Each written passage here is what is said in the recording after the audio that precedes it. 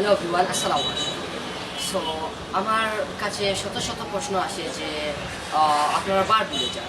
আপনারা ইংরেজির ক্ষেত্রে আপনি যদি বার ভুলে যান তাহলে আপনি ইংরেজি কথা বলতে পারেন। সো আপনি কথা বলতে গেলে আপনার বার 100% প্রয়োজন। সো কীভাবে আপনারা আপনারা বার বলবেন, আজকে আমি আপনাদের কিছু টিপস নিয়ে আসছি। তো ব্রাদার এন্ড সিস্টার, আপনাদের বারের যে সমস্যাগুলো রয়েছে যে আপনারা এভাবে মুখস্থ করলে বা করলে আপনি বলতে পারবেন। সো আই অ্যাচিভ, আমি গ্রহণ করি। আমি প্রেজেন্টে বলছি। আই ডু নট অ্যাচিভ, আমি গ্রহণ করি না। ডু আই অ্যাচিভ, আমি কি গ্রহণ করি। আপনি নেগেটিভটা শিখছেন, প্রশ্ন কীভাবে করতেন সেটাও শিখছেন।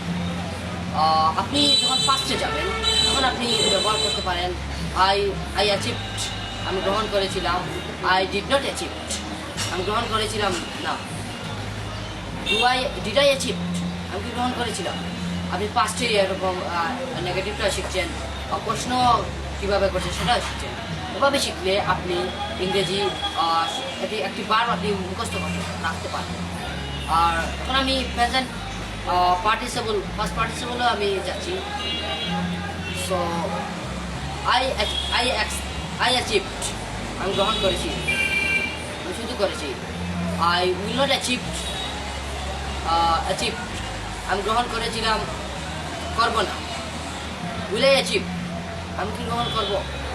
সো এরকম করে আপনি মুখস্থ রাখতে পারবেন একটি বার। So that's all. আসসালামু আলাইকুম।